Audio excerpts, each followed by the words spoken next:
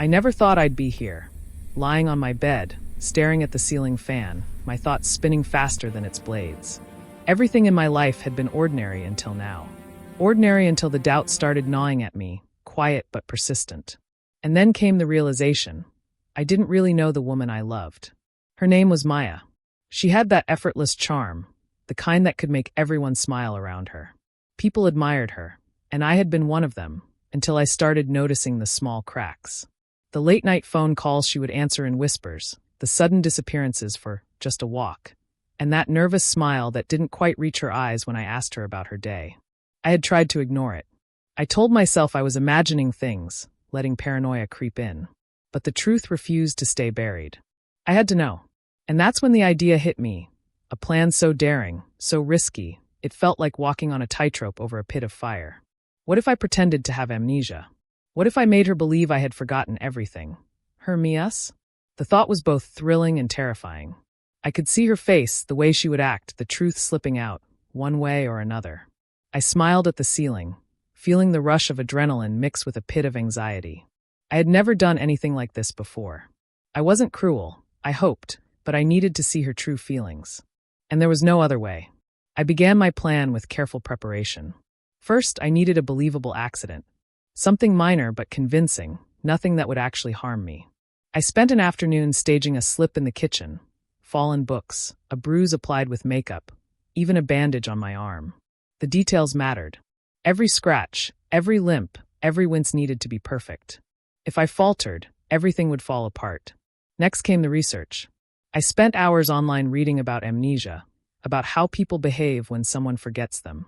I memorized the signs, the reactions, the ways to answer questions convincingly. I had to act confused but not suspicious, vulnerable but not weak. And then, of course, came the mental preparation, the part that terrified me the most. I had to suppress my own emotions. I had to imagine her as someone I had never truly known. Every memory we had shared had to feel like a stranger's story. It sounded impossible, but I practiced in front of the mirror, repeating phrases like, "I'm sorry, I don't remember you," until my voice sounded natural. By the end of the day, I was ready, or at least I thought I was. The morning of the plan, I woke with a strange mix of excitement and dread. My heart pounded as I dressed casually, careful not to look too conscious of the upcoming act. I avoided mirrors, afraid I might betray the storm brewing inside me. Maya arrived like clockwork. She always did. I heard her knock, the soft rhythm that had once comforted me, now sent a thrill through me. I opened the door slowly, deliberately blinking as if I had only just noticed her. "Hey, do I know you?" I asked, my voice calm but tinged with confusion. Her expression froze. For a fraction of a second, the mask slipped. I saw uncertainty flash across her eyes, quickly replaced by a practiced smile. You don't remember me?" she asked, her voice wavering slightly. I'm sorry. I don't think I do," I said. My mind raced. Every word, every pause, every hesitation was crucial. She leaned in closer, searching my eyes, and I met her gaze steadily, hiding everything behind a veil of forgetfulness. She took a step back, her hand brushing the doorframe nervously. "Okay, it's fine," she stammered. Her face was pale, more vulnerable than I had ever seen her. My heart twisted at the sight.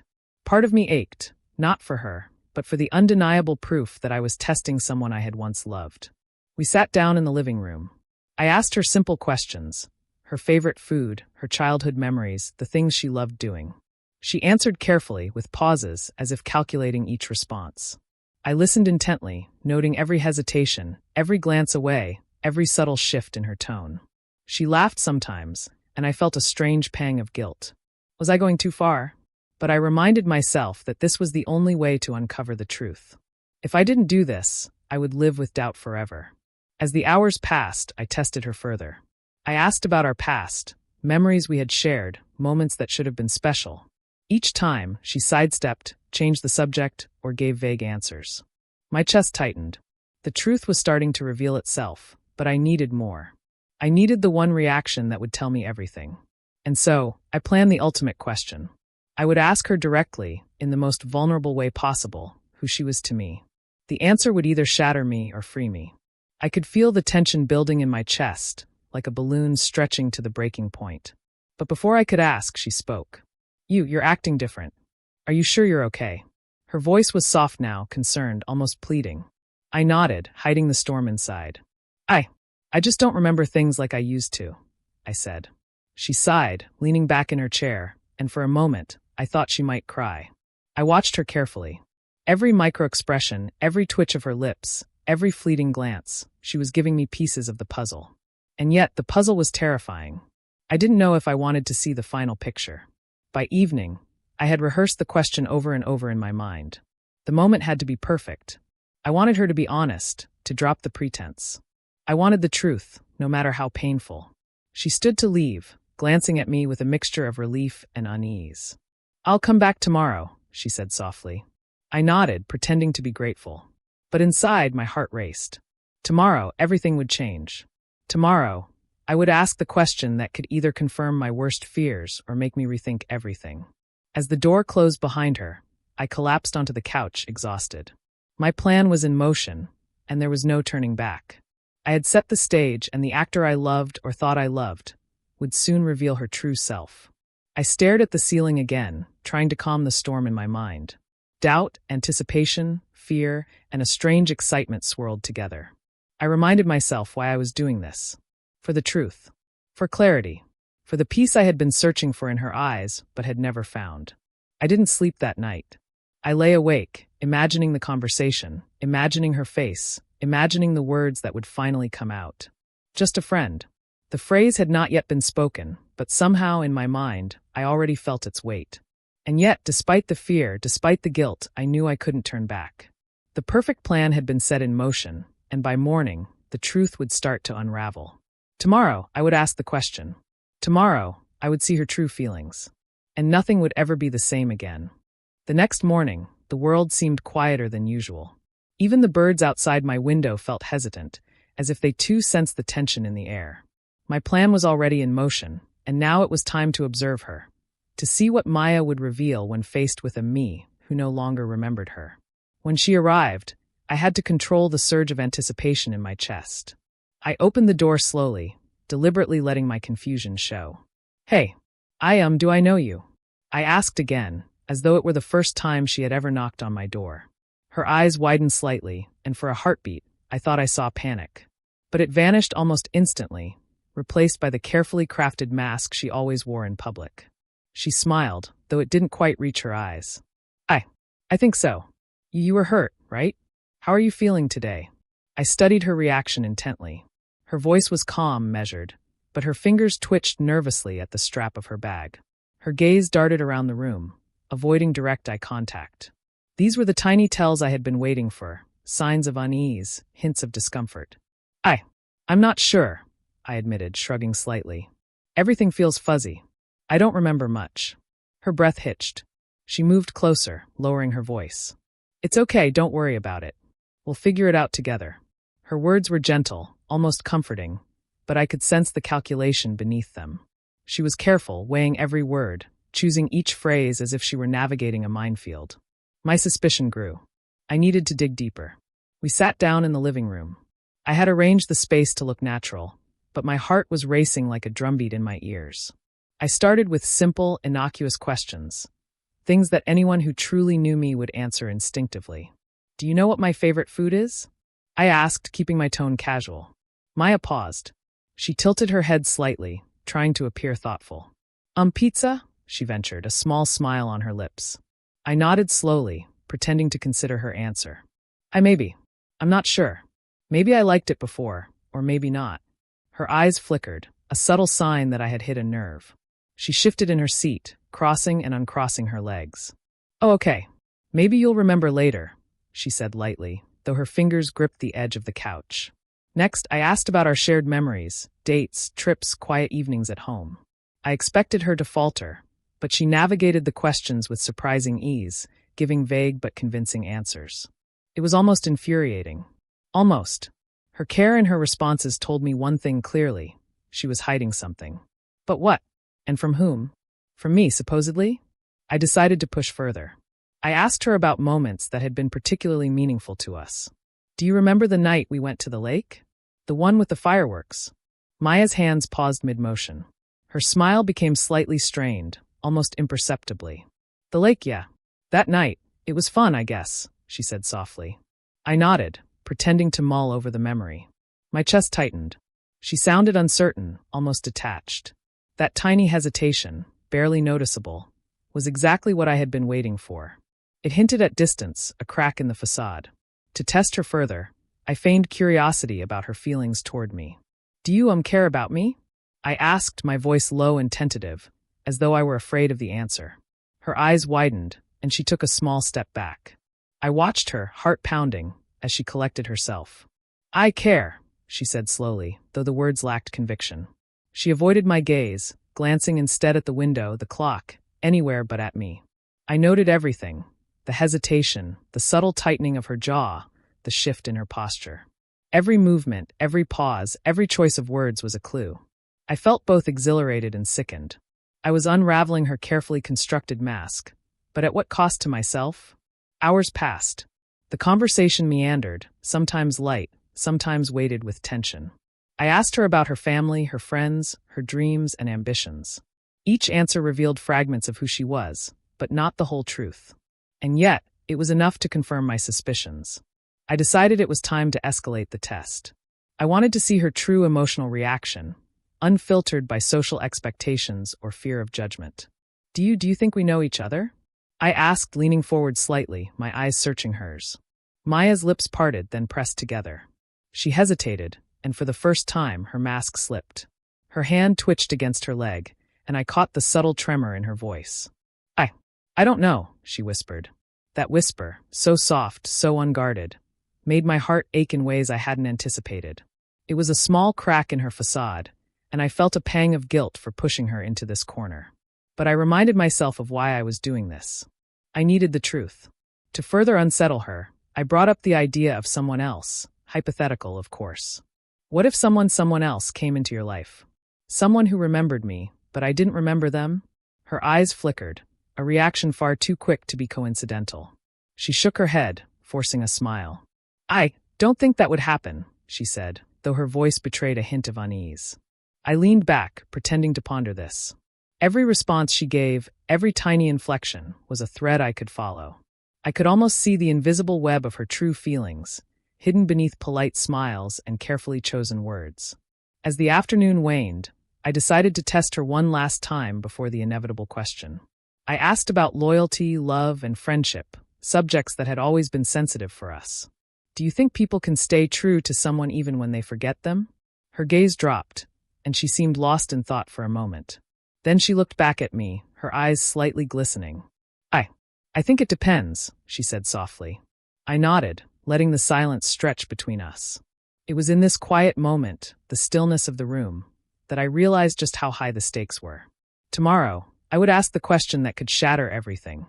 Who are you to me? The thought made my stomach twist.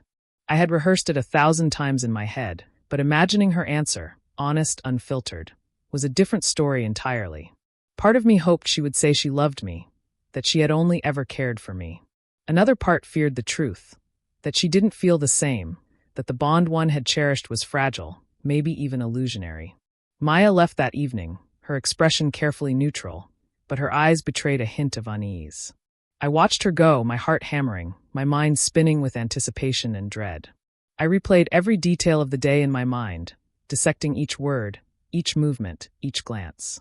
The test had begun, and the results were already forming, but I couldn't yet see the full picture. Alone in my apartment, I stared at the ceiling again, exhaustion washing over me. I had expected tension, yes, but I hadn't expected the emotional toll. My plan was working, but it was consuming me in ways I hadn't anticipated. The act of pretending, of hiding my true self, was taking its own toll. But I reminded myself, this was necessary. For clarity. For truth. For peace of mind. Tomorrow, everything would change.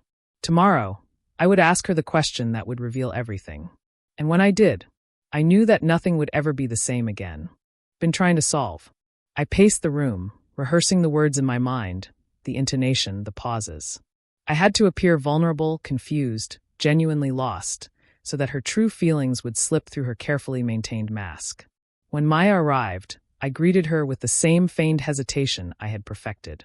Hey, do I know you? My voice trembled slightly, just enough to convey uncertainty. Her expression shifted instantly. I saw it again, the tiny flicker of panic, quickly replaced by composure. Her hand clutched the strap of her bag as if grounding herself, and she forced a smile. You don't remember me?" she asked, her voice careful, almost guarded. I don't," I replied softly. "I'm sorry. It's all so fuzzy." Her lips parted slightly, her eyes searching mine. For a moment, I wondered if she might break down right there, confessing everything, revealing her true feelings in a moment of raw vulnerability. But no, she composed herself. "It's okay, don't worry," she said, her tone steady but her fingers twitching subtly. We sat down, the air between us thick with unspoken tension. I asked a few mundane questions, the kind that anyone with a good memory could answer easily. But I noticed her responses were measured, cautious. Every word she spoke was deliberate, every glance away calculated. She was hiding something, I was certain of it. I took a deep breath, my pulse quickening. It was time. The moment I had been building toward had arrived. I needed to ask the question that would finally strip away the pretense. "Maya," I said slowly, my voice low, hesitant. "Can I ask you something? Something important." Her eyes narrowed slightly, curiosity flickering across her face. "Of course, what is it?" she replied, her voice calm, though there was a subtle tension in her posture. I leaned forward, clasping my hands together, my gaze fixed on hers. I don't remember us. I don't remember our history, our moments together, everything we've shared. So, I need to know, who are you to me?" The words hung in the air like a knife suspended over our hearts. I saw her lips part, then press together, as if trying to form the right words. Her eyes darted to the floor, then back to me, hesitant and conflicted. I could feel my own chest tighten, every second stretching into an eternity. "Just a friend," she said finally, her voice almost a whisper. Time seemed to freeze. Those two words, so small, so seemingly innocuous, hit me like a tidal wave. Just a friend. My heart lurched in my chest. My mind spun, trying to process the enormity of what I had just heard. "Just a friend," I repeated, my voice barely audible, trembling with disbelief. "After everything, after all the time we've spent together, you're just a friend?" She looked away, unable to meet my gaze. I could see the guilt flicker in her eyes, quickly masked by an attempt at composure. I didn't mean it like that," she stammered, her hands fidgeting nervously. I felt a mix of anger, betrayal, and heartbreak surge through me. Every memory, every shared smile, every whispered promise, it all felt tainted, like it had been a lie. "Then tell me the truth," I said, my voice rising slightly. "If I don't remember, who are you really to me?" She swallowed hard, her eyes glistening as she tried to form the words. I care about you. I do, but I don't know if it's what you think it is." Her hesitation cut deeper than any blade. The uncertainty, the lack of conviction in her voice, told me everything I needed to know. My chest felt heavy, as if it carried the weight of every unspoken lie between us. "I trusted you," I said, my voice breaking slightly, though I forced myself to remain calm. "I believed in us, in what we had. And now, I don't even know if that was real for you." Tears welled in her eyes, and for the first time, I saw her vulnerability. Not the calculated, careful facade she presented to the world, but the raw, conflicted emotions hidden beneath. She looked at me, desperate for understanding, and yet unable to provide it fully. I didn't want to hurt you," she whispered, her voice trembling. I didn't know how to tell you." Her words were a double-edged sword, an apology and a confession rolled into one. But they weren't enough to heal the wound that had just opened in my heart. I leaned back, trying to steady my breathing. My mind raced, replaying every moment we had shared, searching for signs I had missed, clues I had ignored. And yet the answer was here, spoken clearly, painfully, in those two words, just a friend. I had imagined this moment countless times, but nothing could have prepared me for the actual weight of it. I felt both numb and alive, a strange mixture of grief and clarity. The truth was out, and there was no taking it back. For a long moment, neither of us spoke. The silence was deafening, filled with everything we hadn't said, everything we had hidden from each other. I could feel the tension coiling around us like a living thing, waiting to strike. Finally, I stood up, pacing the room to gather my thoughts. "Do you realize what you just said?" I asked, my voice trembling with a mixture of anger and hurt. "Do you understand what that means for us?" She looked up, her eyes wide, searching mine for forgiveness or understanding. I don't know what to say." I stopped, turning to face her fully. Say the truth. Not what's convenient, not what's safe, the truth. Her lips quivered, and tears began to spill freely. The truth is, I don't know if I love you the way you think I do, she confessed, her voice barely audible. I care. I care a lot, but maybe not in the way you imagined. The room felt smaller, suffocating almost. My heart ached, each beat echoing the betrayal I felt. I had loved her, trusted her, and now the foundation of that love had crumbled beneath my feet. I sank back into the chair, my head in my hands. I had wanted the truth, and now I had it. The price, however, was more than I had anticipated. The truth cut deeper than I imagined, leaving a wound that would take time to heal. I can't do this, I whispered, my voice breaking. I can't pretend anymore. I can't continue when the foundation we built is this fragile. Her hands reached for mine, trembling, but I pulled away instinctively. The intimacy we once shared now felt like a trap, a reminder of the vulnerability I had exposed and the betrayal I had uncovered. I needed to know, I continued, my voice steadier now, though still heavy with emotion. I had to see your true feelings, even if it hurt. And now I know. And now, I have to decide what comes next. Her tears fell freely now, her voice breaking. Please don't hate me, she begged. I didn't mean to hurt you. I looked at her, the girl I had loved, the girl who had just shattered my heart. I didn't hate her, not entirely. But I felt the cold weight of betrayal, the realization that our story might not have the happy ending I had imagined. For a long moment, we sat in silence, the truth lingering between us like a shadow neither of us could escape. I didn't know what the future held. I didn't know if we could ever rebuild what had been broken. But one thing was certain, nothing would ever be the same again. The dangerous question had been asked, and the answer had changed everything. And as I watched her, tears streaming down her face, I realized that sometimes the truth is more painful than any lie, more destructive than any deception, and yet sometimes it is the only thing that can set you free. The morning after the confrontation, I woke to a hollow silence. The apartment felt colder than usual, shadows stretching across the walls like reminders of the previous day's revelations. Her words, just a friend, echoed relentlessly in my mind. They were small words, but the weight they carried crushed me in ways I hadn't expected. I couldn't stop thinking about it. About her hesitation, her carefully crafted words, the flicker of guilt in her eyes. She hadn't lied completely, but she hadn't been entirely honest either. Something was hidden, something I needed to uncover. The first thing I did was check my phone. I knew it was borderline obsessive, but I couldn't help it. I scrolled through our messages, old texts, missed calls, and notifications, searching for patterns, anything unusual. Most of it was mundane. Good morning messages, shared jokes, reminders, but buried within were subtle hints that I had ignored before. There were calls she hadn't answered, or at least hadn't answered me promptly. Late-night messages she deleted quickly, only visible through the preview. I felt a knot form in my stomach. Something was off, and I needed proof. I decided to follow her routine that day, under the guise of checking on her since she had been upset the night before.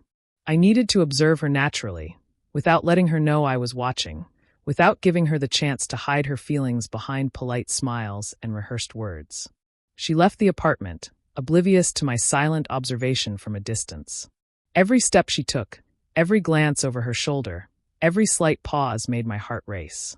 I followed her discreetly, careful not to reveal myself. She went to a cafe first, where she met a man I didn't recognize.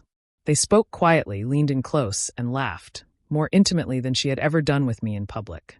I felt a sharp pang of betrayal, but I kept my distance. I didn't want to confront her yet. I needed the full picture.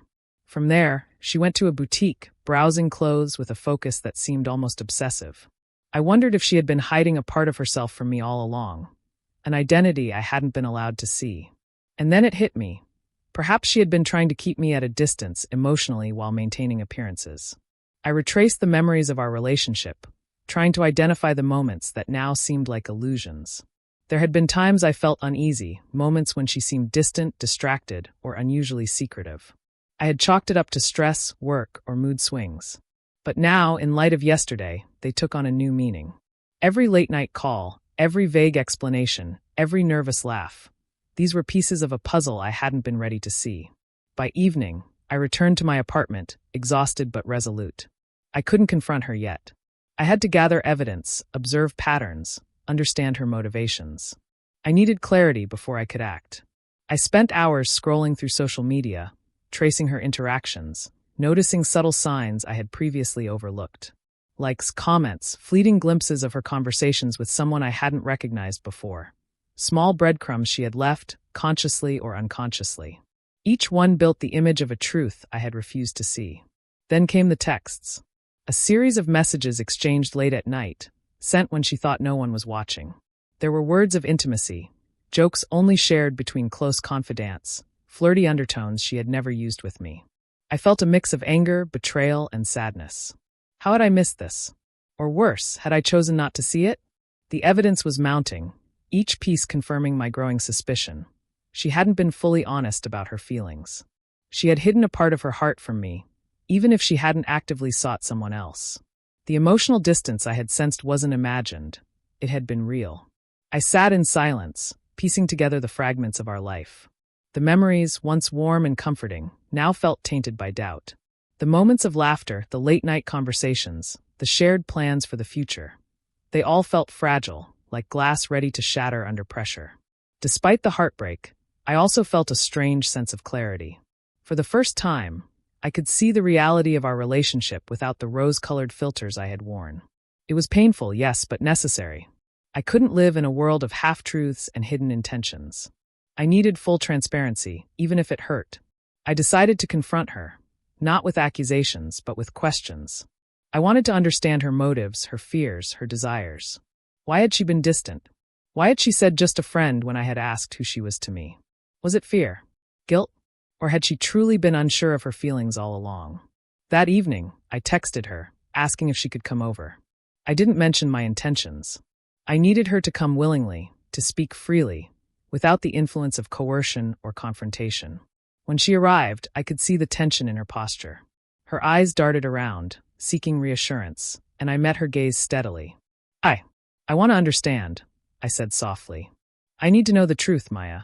Not excuses, not half-answers. I need honesty. Her lips trembled slightly. I'm trying, she whispered. I really am. I motioned for her to sit. Then tell me everything. Every hesitation, every secret, every feeling you've hidden. I don't want lies. I want the truth, even if it hurts. She looked down, fidgeting with her fingers. I waited, giving her space, though the silence between us felt heavy, almost suffocating. Finally, she spoke. I didn't mean to hurt you, she began. I care about you, I really do. But I've been scared.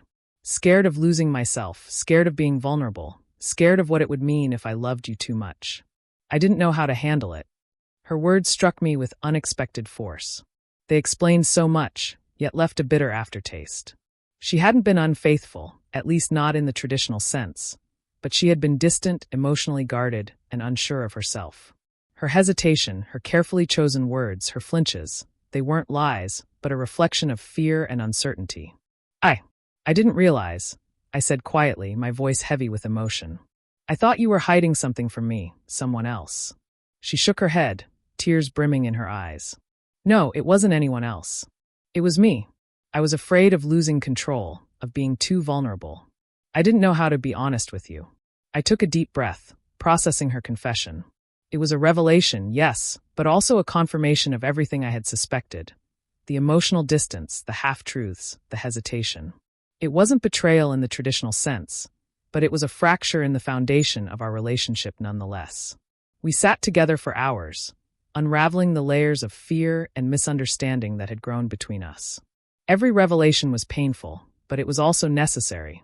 For the first time, I saw the full picture, not just of her actions, but of the human being behind them, flawed, afraid, and struggling. By the time she left that evening, I felt both drained and strangely liberated. The hidden truths had been exposed, the shadows brought into the light.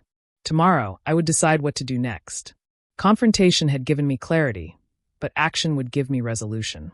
And for the first time, I felt ready to face whatever came next, whether it was forgiveness, reconciliation, or letting go. The apartment felt heavier than usual that evening. The air itself seemed tense, charged with anticipation.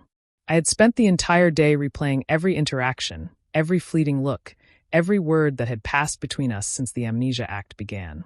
And now, it was time to reveal the final truth. Maya arrived at the door, her expression wary, a mix of curiosity and unease in her eyes. I gestured for her to sit, and she hesitated for a moment before complying, the distance between us thicker than any words could describe. "I need to tell you something," I began, my voice calm but firm. "Something you have a right to know, but I need you to listen carefully." Her brows furrowed slightly, a hint of worry crossing her features. "What is it?" she asked softly, though her voice betrayed an undercurrent of fear. I took a deep breath, steadying myself. "The truth is, I wasn't really suffering from amnesia." Her eyes widened, shock replacing the faint composure she had tried to maintain. She opened her mouth, then closed it, unsure how to respond. I pretended," I continued, watching her carefully. "Every moment, every question, every reaction I had was part of a plan. I needed to see your true feelings, Maya. I needed to know if the woman I loved truly felt the same way about me." Her hands trembled slightly in her lap, and I could see the conflict in her eyes. You pretended?" she whispered, the disbelief in her voice matching the storm in my chest. "Yes," I said, my voice steady but quiet. "I pretended. And now I know. I know how you feel. Or at least, I know what you were willing to reveal under pressure." She looked down, silent for a long moment. I could almost hear the cogs turning in her mind, trying to reconcile the actions of the man she loved with the truth he had just confessed. I don't know what to say," she admitted finally, her voice shaking. I didn't expect. I thought." "You thought what?" I pressed gently but firmly, leaning forward. "I want the truth now, Maya. No excuses, no half-answers. I need to hear your real feelings." Tears welled in her eyes, and she bit her lower lip, struggling to form words. I care about you. I really do," she began, her voice quivering. "But I've been scared. Scared of being too vulnerable, scared of loving too much, scared of losing myself in us." I nodded, absorbing her words, but the sting of the past day's revelations still lingered. "You hid that fear from me," I said quietly. "You hid it behind smiles, behind careful words, behind distance.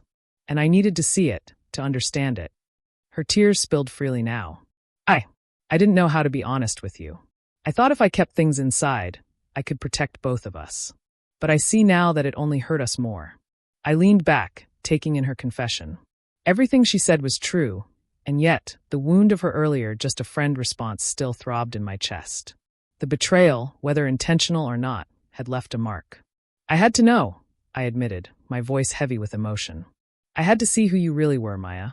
And the truth was harder than I imagined. It hurt more than anything I've ever felt." She reached for my hand, but I hesitated before allowing her to touch me. I don't know if I can forgive this easily," I said, my eyes searching hers. "You've hurt me, even if unintentionally. You've made me question everything I thought I knew about us." "I know," she whispered, tears streaking her cheeks. "And I'm so sorry. I never wanted to hurt you. I never wanted to deceive you. But I see now that hiding my fears only made things worse." We sat in silence for a long moment, the weight of our emotions filling the room.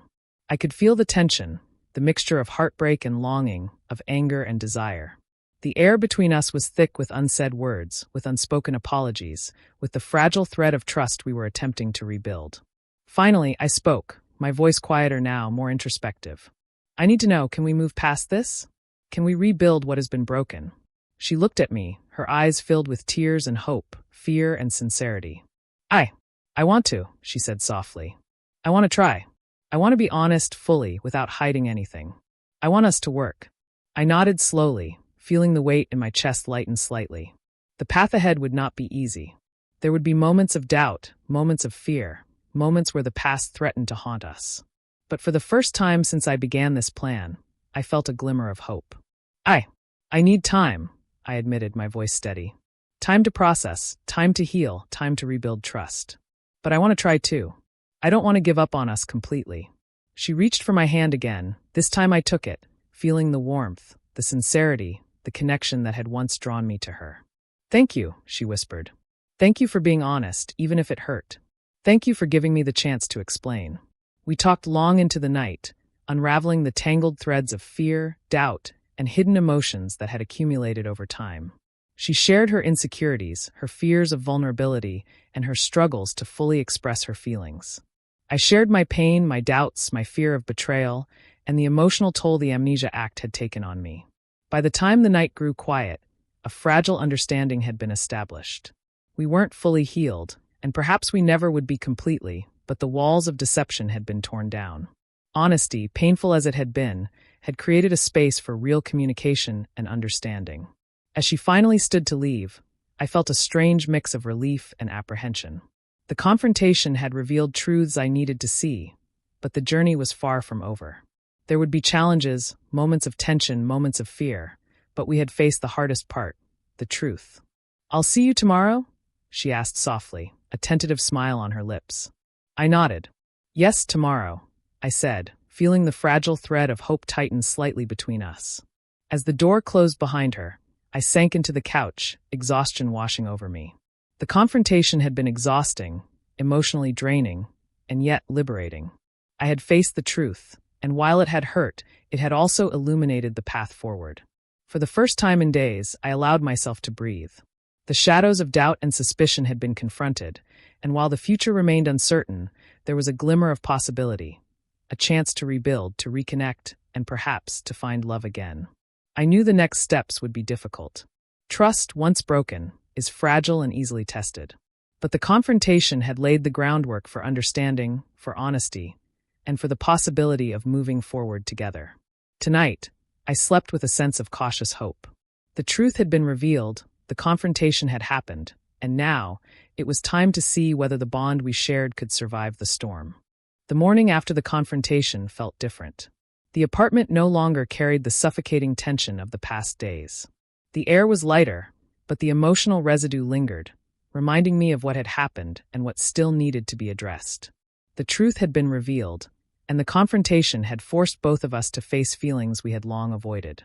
I woke early, as was my habit, and sat by the window, staring out at the city waking up. The sun streamed through the blinds, casting long, golden stripes across the floor. I sipped my coffee, my thoughts consumed by the events of the past week. The Amnesia act, the testing of her feelings, the confrontation, and her eventual confession. It had been a whirlwind of emotions: anger, betrayal, heartbreak, and a strange relief that came from finally knowing the truth. Maya arrived later that morning.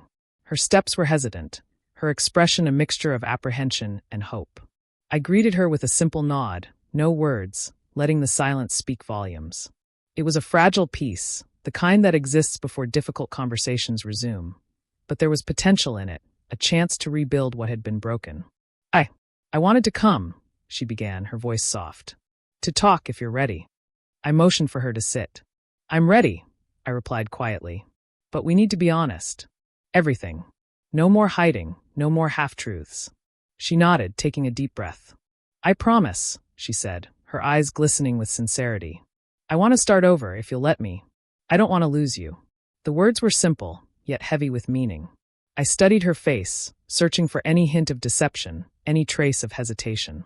But all I saw was honesty, vulnerability, and fear, the very human emotions she had struggled to express before. "I don't know if we can go back to the way things were," I admitted. Some trust has been broken. It will take time to rebuild." "I know," she said softly. "And I'll wait. I'll do whatever it takes. I just want to be with you, fully and honestly this time." We began to talk, carefully unpacking the events that had led us here. She shared the fears that had held her back, the fear of vulnerability, the fear of losing herself, the fear of loving too deeply. I shared my own fears, my doubts, the suspicion and hurt that had driven me to test her in the first place. As we spoke, the tension between us slowly began to dissipate. Each word, each confession, each tear brought us closer to understanding one another. The distance that had grown between us over months of hidden fears and unspoken doubts began to shrink, replaced by a tentative closeness.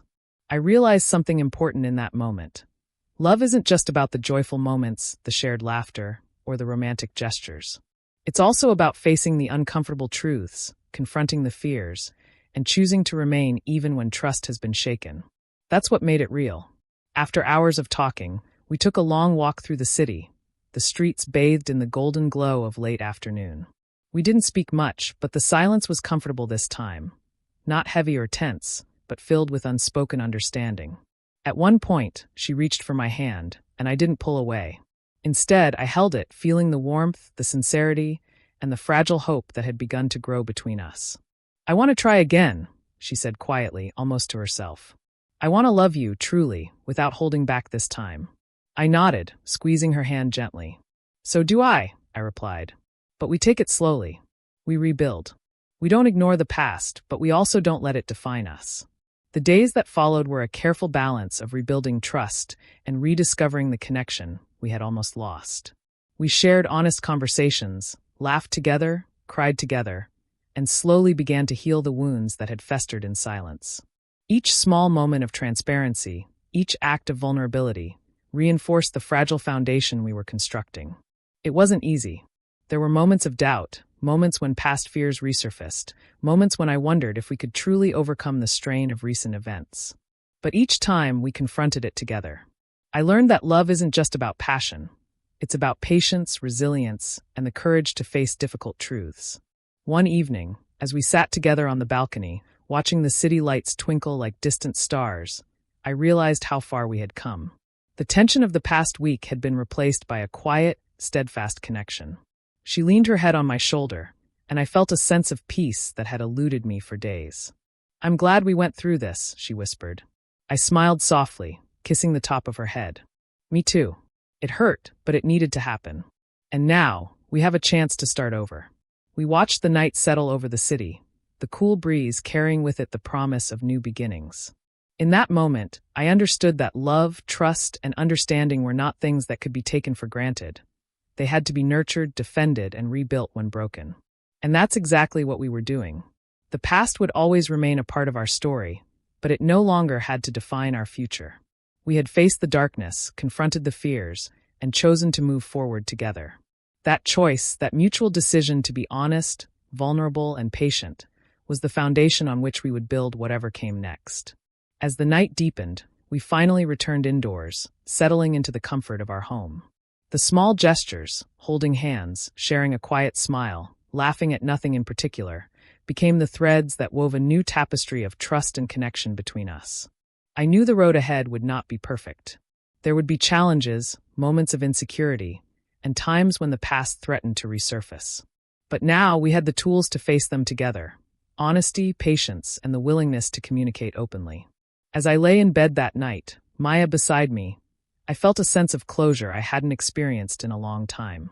The deception, the tests, the fears, they had all been confronted, and though the journey had been painful, it had also been necessary. I drifted into sleep, not with the weight of doubt pressing on my chest, but with the calm assurance that, whatever happened, we had chosen to face the future together. And that choice, our choice, was the strongest foundation of all.